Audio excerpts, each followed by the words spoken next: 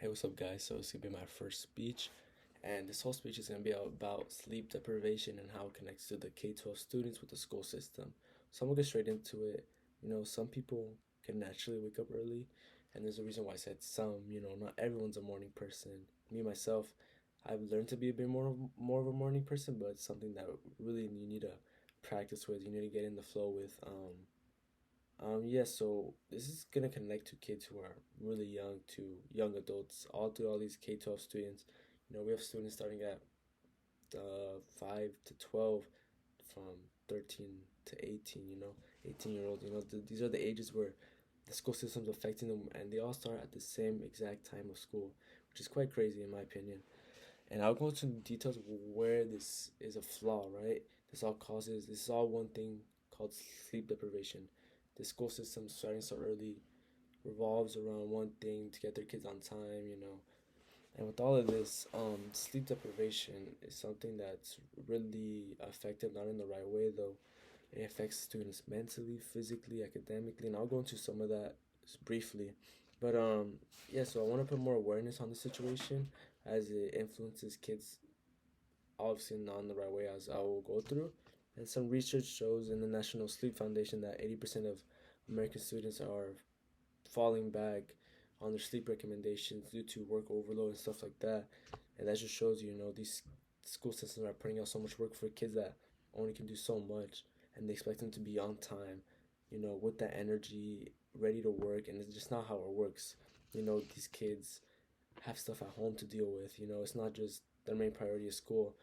But yeah, so we're gonna go into some problems. So academically, grades will suffer, and this will go into something mentally that these kids will go through certain depression. Their grades are suffering, right? Too much work overload, and then they have to wake up early in the morning. They're seeing this, and then they could affect them. It could affect them the wrong way. Mentally, it could get into depression. This depression go into mood swings. These mood swings can go into awakening. All of this stuff connects, right?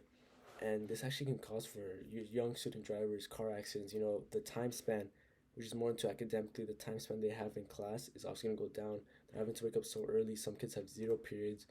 It's really tough for them. And tardiness is one of the main problems, which obviously is something that's been going on and on and on. And I think schools are starting to catch up on this because obviously it's a main problem. Then kids are getting late slips all the time.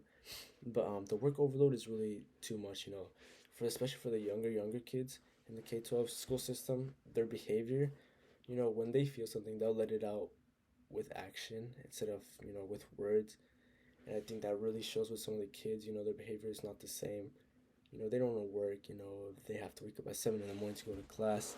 But yeah. So now we're gonna go into some causes. So with causes, obviously we have the school system starting so early, the schedules. Kids are forced to wake up early to go to school, and that's if they have a ride. If they have to go on the bus, it's even worse. They have to wake up 30 minutes to get, actually an hour to get ready. An hour, you wake up an hour early, 30 minutes to get ready, and then 30 minutes to maybe walk to the bus stop where they pick you up. That's a big hassle for these kids who are going to high school. They're just trying to get school ready, themselves mentally ready for the day, and they can't do that if they have to wake up so early. Yeah, and at the same time, if school's able to put back the school starting time an hour to 30 minutes, the kids have to use that as a privilege, and actually respect that. By maybe not using the electronics at night, being more organized with their times. But some of these kids have no option with that. Some of these kids work after school. They have sports. Some of these kids are in AP and zero period, and obviously that just stacks a lot. Zero period starts at like 6:30. It just goes up and up and up, and it's not healthy for these kids mentally. And it's kind of one of some of the problems I talked about before, the depression. It all makes it in a cycle. So I'm going to some solutions. Schools need to start earlier. I've repeated that many times, but it needs to be put in awareness more. There needs to be an actual routine and more communication with the students in the school system to see where they can find a balance where both are happy. Schools are not starting so late and not ending so late. At the same time, the students are more content and more energetic throughout the whole day, where students or teachers can feed off the energy of their students, and everyone can have a good learning day and stuff like that. But that's about it. Thank you guys for listening.